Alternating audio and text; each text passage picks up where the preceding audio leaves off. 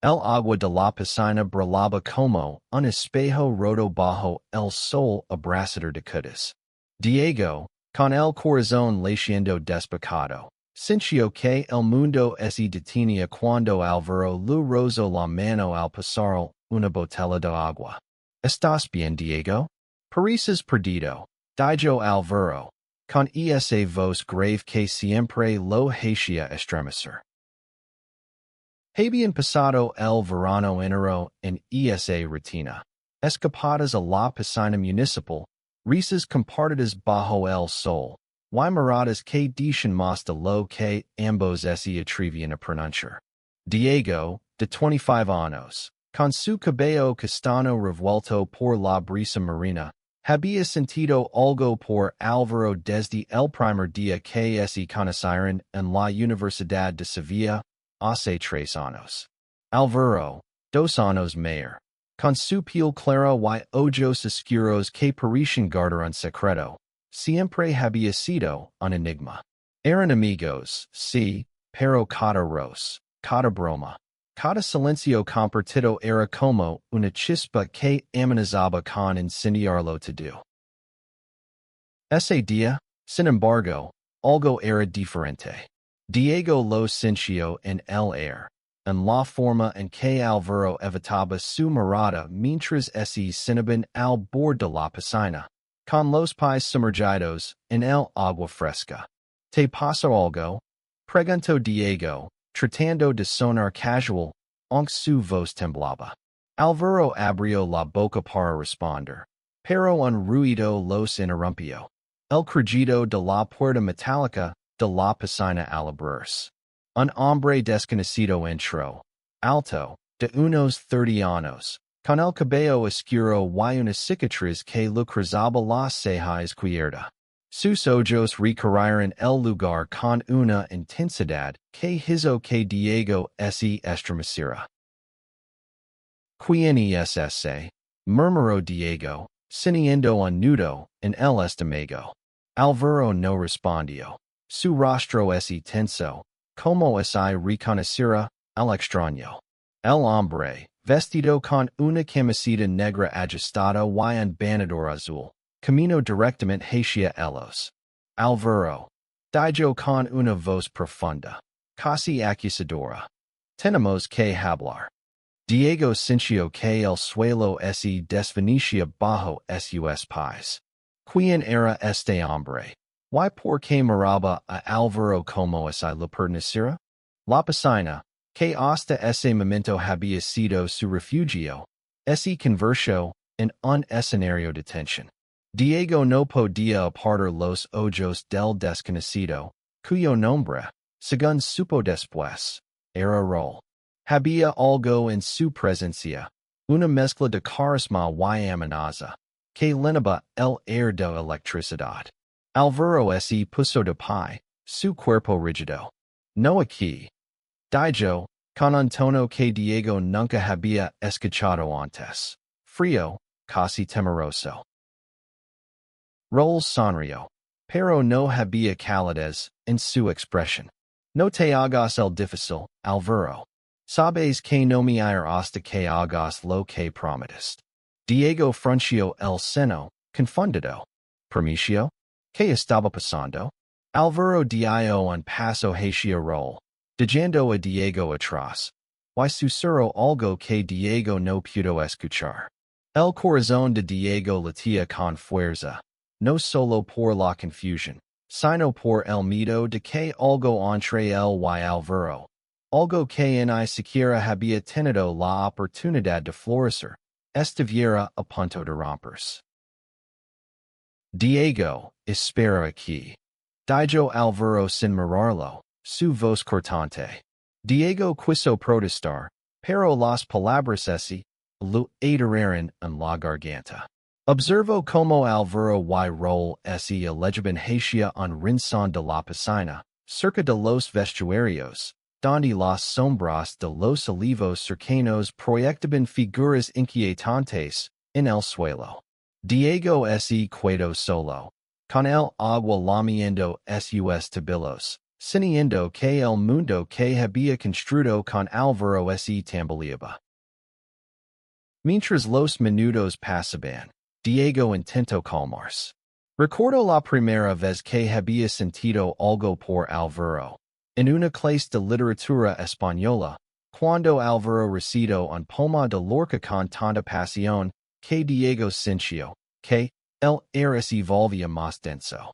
Desde entonces, habían sido inseparables, noches de tapas en Triana, paseos por la playa, y esas charlas interminables donde Diego sonaba con confesar sus sentimientos. Pero nunca lo había hecho. El miedo a arruinar su amistad, el temor al rechazo, lo habían detenido. Y ahora, este desconocido, Raúl, parecía saber más de Álvaro de lo que Diego jamás había sabido. La piscina estaba casi desierta, salvo por un par de niños jugando en el otro extremo y el socorrista, que dormitaba bajo una sombrilla. Diego se levantó, incapaz de seguir esperando.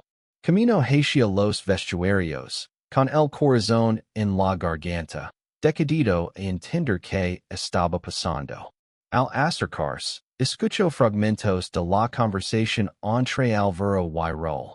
No puedes seguir yendo, decía Raúl, su voz cargada de reproche. No estoy yendo, respondió Álvaro, con una mezcla de rabia y desesperación. Solo quiero vivir. Diego se detuvo en seco, escondido tras una columna. ¿Yendo? ¿Vivir? Las palabras resonaban en su cabeza, pero no tenían sentido. ¿Qué ocultaba Álvaro? ¿Y por qué Raúl parecía tener tanto poder sobre él? Diego sintió una punzada de celos, pero también algo más profundo, miedo. Miedo de que Álvaro no fuera quien él creía. Miedo de que su conexión, tan frágil y llena de promesas no dichas, estuviera a punto de desmoronarse.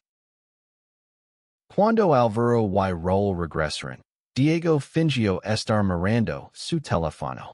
Raúl le lanzó una mirada rápida, como si evaluara si era una amenaza. Antes de despedirse con un, nos vimos pronto, Álvaro. Luego, desapareció por la puerta de la piscina tan rápido como había llegado. Álvaro se acercó a Diego, pero no dijo nada. Sus ojos, normalmente cálidos, estaban nublados por una tormenta que Diego no entendía. ¿Quién era ese? Preguntó Diego, incapaz de contenerse. Álvaro suspiró, pasándose una mano por el cabello. Alguien del pasado, dijo finalmente, pero su voz estaba cargada de algo que Diego no podía descifrar. ¿Culpa? ¿Arrepentimiento? No es importante. Pero Diego sabía que mentía. Esa noche, Diego no pudo dormir. Las imágenes de Raúl, su voz, su mirada, se repetían en su mente. Había algo en esa interacción que lo había sacudido hasta los huesos. No era solo celos, era la certeza de que algo grande, algo peligroso, estaba a punto de irrumpir en sus vidas. Y lo peor de todo, su Álvaro, parecía estar en el centro de todo. Al día siguiente, Diego se despertó con un peso en el pecho. La imagen de Raúl seguía grabada en su mente, como un intruso que se negaba a marcharse. Decidió confrontar a Álvaro, pero cuando llegó a su apartamento en el barrio de la Macarena, lo encontró vacío. Solo una nota en la mesa. Necesito tiempo. Lo siento. El pánico se apoderó de Diego. ¿Tiempo? ¿Para qué?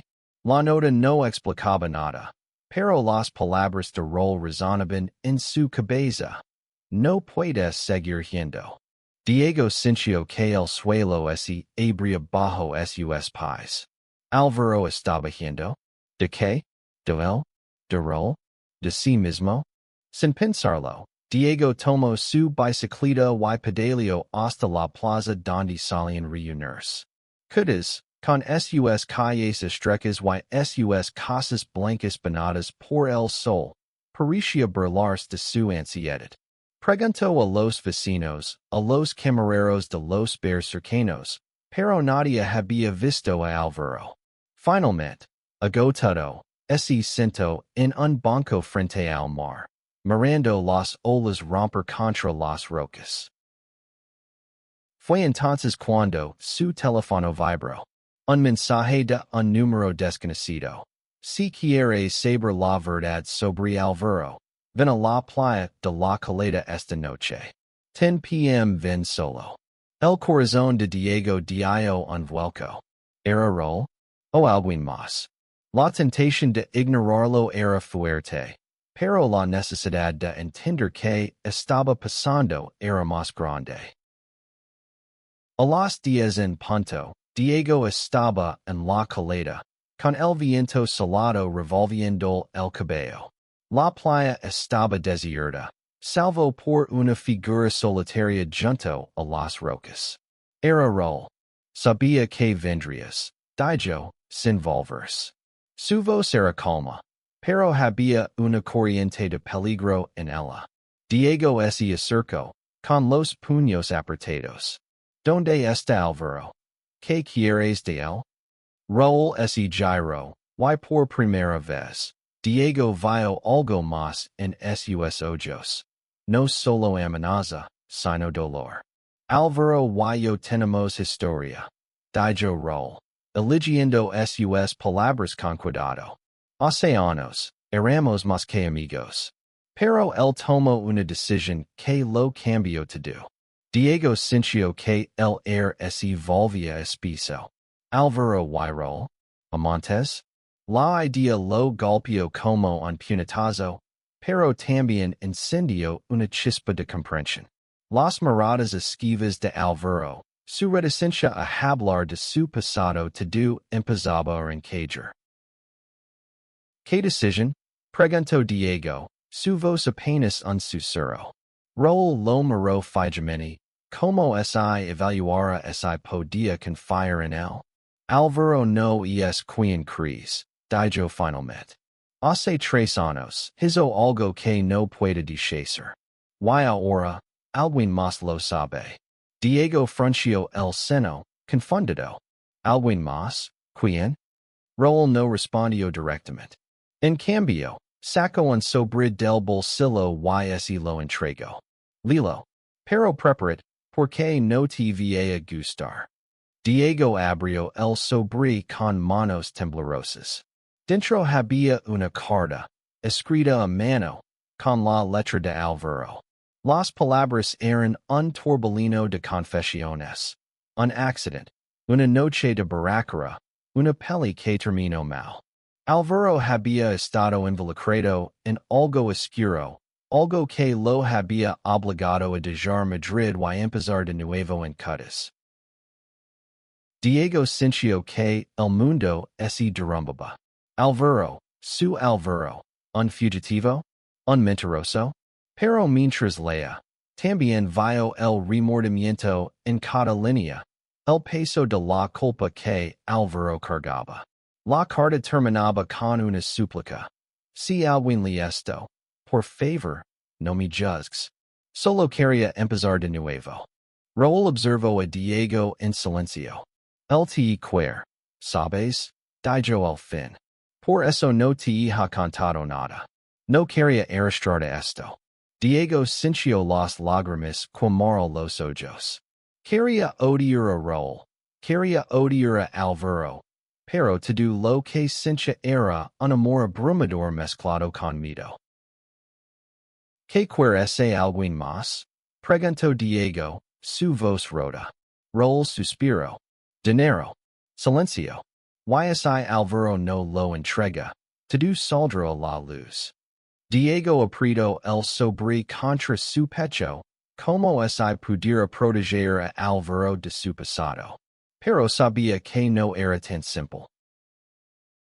Esa noche, Diego regresó a su apartamento, la carta todavía en sus manos.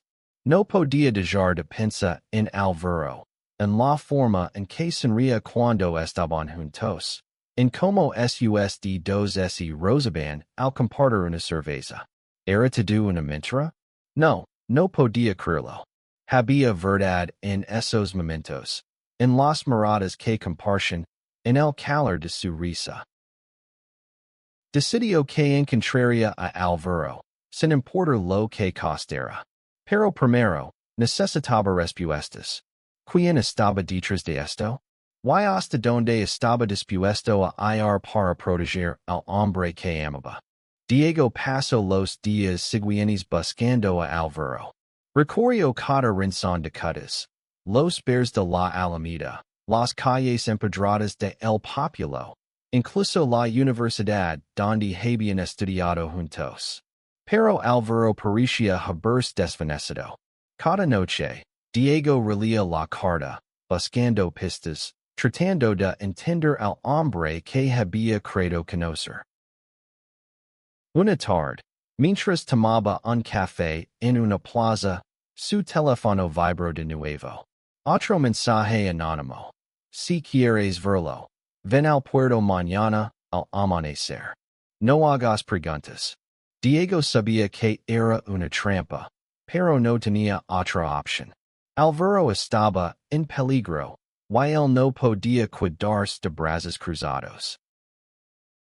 El puerto de Cutas al amanecer era un espectáculo de luces y sombras, con los barcos meciéndose en el agua y el cielo teñido de púrpura. Diego llegó temprano, con el corazón en la garganta. Ali, en un muelle desierto, encontró a Alvaro. Estaba demacrado, con ojeras profundas y la ropa arrugada. Diego, susurró, al verlo. No deberías estar aquí. ¿Qué está pasando, Alvaro? Exigió Diego, su voz temblando de rabia y dolor. ¿Por qué no me contes nada? ¿Quién es rol? ¿Qué hiciste? Alvaro bajó la mirada, incapaz de sostener la de Diego. No quería que los superas, Dijo. No quería que me vieras como un monstruo. Alvaro comenzó a hablar, su voz entrecortada. Hace 3 años, en Madrid, había estado en una relación con Raúl. Una noche, tras una discusión alimentada por el alcohol, ocurrió un accidente. Un amigo común, Javier, resultó herido gravemente. Alvaro, adorado, Hugh. Raúl lo cubrió, pero a un costo. Alvaro debía guardar silencio y mantenerse alejado. Pero alguien más, un antiguo conocido de Javier, había descubierto la verdad y ahora lo estaba chantajeando.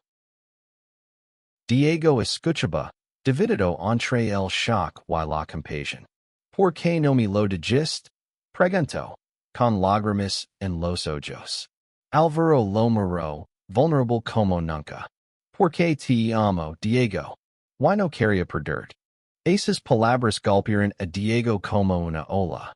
Durante meses, había sonado con escucharlas, pero no así, no en medio de este caos.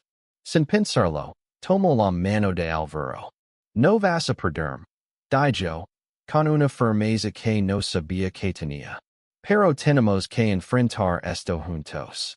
Alvaro asintió, aunque el miedo seguía en sus ojos. Juntos, decidieron buscar al chantajista. Gracias a un contacto de Diego en la universidad, descubrieron que el hombre detrás de los mensajes era un antiguo socio de Javier, un tipo llamado Marcos, conocido por sus negocios turbios en el puerto. Diego y Alvaro elaboraron un plan. Así encontrarían con Marcos, pero no solos. Diego contactó a un amigo de confianza, Elena, una periodista local que había cubierto casos de corrupción en Cutas. Elena accedió a ayudar, pero les advirtió, Marcos no juega limpio. Si vas a enfrentarlo, necesitas pruebas. Esa noche, mientras preparaban su estrategia, Diego y Alvaro hablaron como nunca antes. Alvaro confesó cómo había vivido con la culpa. como había intentado redimirse en cuidas, ayudando en un centro comunitario para jóvenes. Diego, a su vez, admitió su miedo a confesar sus sentimientos, temiendo que Álvaro no lo viera de la misma manera. Bajo la luz tenue de una lámpara, sus manos se encontraron de nuevo. Esta vez, no fue un roce accidental. Álvaro apretó la mano de Diego, y por un momento, el mundo exterior desapareció. Pase lo que pase, dijo Álvaro. Gracias por no renderte conmigo. Diego sonrió, con el corazón lleno. Nunca lo haré. El encuentro con Marcos estaba pactado en un almacén abandonado en el puerto. Diego y Álvaro llegaron al amanecer, con Elena escondida cerca, grabando todo con una cámara oculta. El air olía a sal y metal oxidado, y el silencio era roto solo por el graznido de las gaviotas. Marcos apareció, un hombre robusto de unos 40 años, con una sonrisa que no ligaba a sus ojos. Así que viniste, Álvaro, dijo, ignorando a Diego. ¿Trajiste el dinero? Álvaro negó con la cabeza. No voy a pagarte. Esto termina aquí. Marcos rió, pero había un filo en su risa. No eres tú quien decide eso. Sacó un sobre, similar al que Raúl le había dado a Diego, lleno de documentos que detallan el accidente. Si no pagas, esto va a la policía. Y a los periódicos. Diego dio un paso adelante, su voz firme. No vas a ganar, Marcos. Tenemos pruebas de tus tratos ilegales en el puerto. Si sigues con esto, no seremos nosotros los que cagamos. Marcos entrecerró los ojos, evaluando a Diego. Por un momento, pareció que iba a retroceder, pero entonces sacó un cuchillo. El corazón de Diego se detuvo. Álvaro se interpuso, empujando a Diego detrás de él. No toques a Diego, gruñó. La tensión era insoportable, pero antes de que Marcos pudiera actuar, Elena salió de su escondite, con la cámara grabando. Sonrí Marcos, dijo, con una calma gelada. Esto va directo a la redacción. Marcos dudó, el cuchillo temblando en su mano. Finalmente, maldijo y dejó caer el arma. Esto no termina aquí. Escupió antes de huir hacia la oscuridad. Diego y Álvaro se quedaron allí, jadeando, con el adrenalina corriendo por sus venas. Elena les aseguró que el video sería suficiente para mantener a Marcos a raya, al menos por un tiempo. Pero la amenaza seguía allí, y ambos lo sabían. Álvaro tomó la mano de Diego, apretándola con fuerza. Lo siento, dijo. Por todo. Diego negó con la cabeza. No estás solo en esto. Nunca más. De vuelta en el apartamento de Diego, hablaron hasta el amanecer. Álvaro confesó más detalles de su pasado, de cómo había luchado con su identidad, con la prisión de su familia conservadora en Madrid, con el peso de sus errores. Diego, a su vez, habló de su propia lucha, el miedo a ser rechazado por ser quien era, el deseo de ser valiente. Y esa noche, por primera vez, se permitieron ser completamente honestos. Álvaro se acercó, y antes de que Diego pudiera procesarlo, sus labios se encontraron. Fue un beso tímido al principio, pero lleno de promesas, de años de angelo reprimido. Cuando se separaron, Diego sintió que algo dentro de él se liberaba. Te amo, susurró Diego, y Álvaro sonrió, con lágrimas en los ojos. Yo también te amo. Los días siguientes fueron un torbellino. Elena publicó un artículo que exponía los negocios turbios de Marcos, sin mencionar a Álvaro directamente. pero dejando claro que tenía pruebas suficientes para mantenerlo bajo control. La amenaza seguía presente, pero por ahora estaban a salvo. Diego y Alvaro comenzaron a construir algo nuevo, algo real. Pasaban las tardes explorando ciudades, redescubriendo la ciudad a través de los ojos del otro. Cada conversación, cada risa, cada roce, era una afirmación de su amor. Pero el pasado de Alvaro seguía siendo una sombra. Una tarde, mientras pasaban por la playa de Santa María, Alvaro recibió una llamada. Era Raúl. Necesito verte. Dijo, su voz tensa. Y es importante. Diego sintió un nudo en el estómago, pero esta vez, Alvaro no lo excluyó. Vamos juntos, dijo, apretando la mano de Diego. Se encontraron con Raúl en un café en el casco antiguo. Raúl parecía agotado, como si cargara un peso invisible. Javier despertó, dijo sin preámbulos. Diego y Alvaro se miraron, atenidos. Javier, el amigo herido en el accidente, había estado en coma durante 3 años. Ahora, estaba consciente, y quería hablar. Alvaro palideció. ¿Qué quiere? Preguntó. Raúl suspiró. No lo sé, pero dice que necesitas cerrar ese capítulo. Y quiere verte.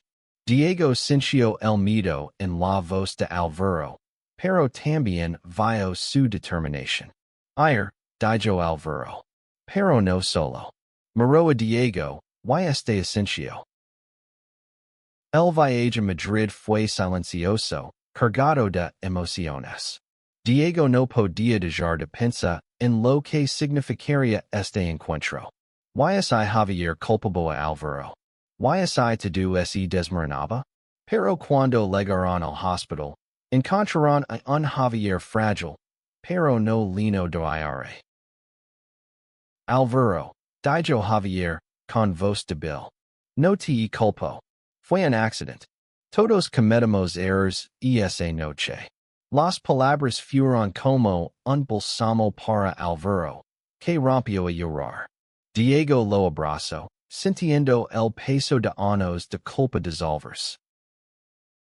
Javier les contó que había decidido no presentar cargos, que quería seguir adelante. Pero también les advirtió, Marcos no se rendiría tan fácilmente. Había rumores de que estaba planeando algo más grande, algo que involucraba a más personas. De regreso en Cádiz, Diego y Alvaro sabían que debían estar preparados. Pero por primera vez, sentían que no estaban solos.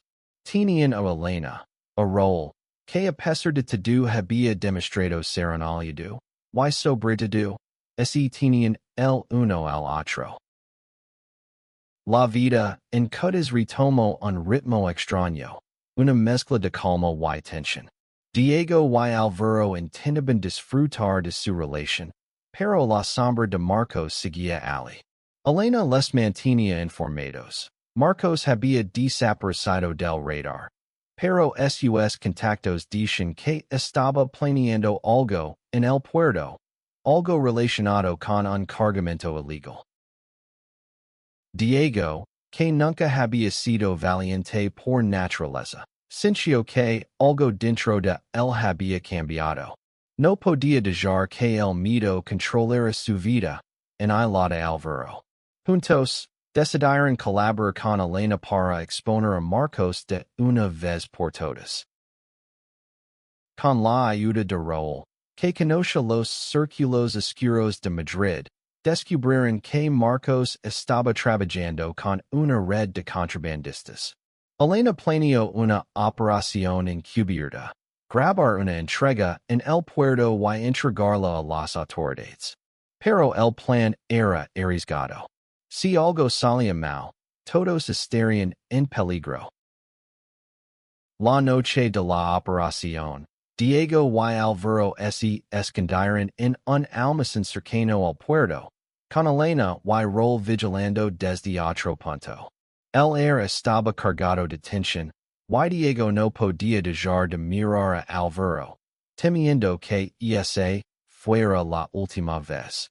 Si algo pasa, susurró Diego. Quiero que sepas que no me arrepiento de nada. Alvaro lo besó, con una intensidad que decía todo lo que las palabras no podían. Cuando Marcos apareció, todo se aceleró. Elena grabó mientras los contrabandistas descargaban cajas de un barco. Pero entonces, algo salió mal. Uno de los hombres de Marcos los vio. Intrusos, gritó, y el caos estalló. Diego y Alvaro corrieron, con el corazón en la garganta. Raúl apareció de la nada, enfrentándose a uno de los matones para darles tiempo. Elena logró escapar con la grabación, pero Diego y Alvaro fueron acorralados por Marcos. ¿Pensasteis que podíais conmigo? Gruñó, con un arma en la mano. Diego sintió el miedo paralizarlo, pero Alvaro no retrocedió. Se acabó, Marcos, dijo, con una calma que sorprendió a Diego. La policía tiene las pruebas. Marcos rió, pero su risa se cortó cuando las sirenas resonaron en la distancia. Elena había completo. Marcos intentó huir, pero fue capturado. Diego y Alvaro se abrazaron, temblando, mientras las luces de los coches patrulla iluminaban el puerto. Habían ganado, pero a un costo. Raúl resultó herido en la pelea, y aunque sobrevivió, decidió dejar quedas para empezar de nuevo en otro lugar. Meses después, quedas volvía a ser un refugio. Marcos estaba en prisión, y las pruebas de Elena habían destapado una red de corrupción que legó a los titulares. Diego y Alvaro, por fin, podían respirar. Una tarde, mientras pasaban por la playa de la Victoria, Diego tomó la mano de Alvaro. ¿Sabes? Dijo. Todo empezó en esa piscina. Pensé que un desconocido nos iba a separar, pero al final, nos unió. Alvaro sonrió, apretando su mano. A veces, el miedo nos lleva a donde necesitamos estar. Decidieron abrir un pequeño café en el centro de Cutas, un lugar donde cualquiera pudiera ser aceptado. Lo llamaron el refugio, en honor a lo que habían encontrado el uno en el otro. Cada día, trabajaban juntos, riendo, discutiendo, amándose. La última vez que Diego pensó en Raúl fue al recibir una carta suya. Me alegra que hayáis encontrado la paz, escribió. Ciudad de él. Diego sonrió, guardando la carta. Raúl había sido el desconocido que lo cambió todo, pero ahora, el futuro era suyo y de Alvaro. Bajo el sol de Cutas, Diego supo que, a pesar de los temores, los secretos y las tormentas, habían encontrado algo más grande. Un amor que resistía, un amor que sanaba. Y mientras las olas rompían contra la orilla, sintió que, por fin, estaban en casa.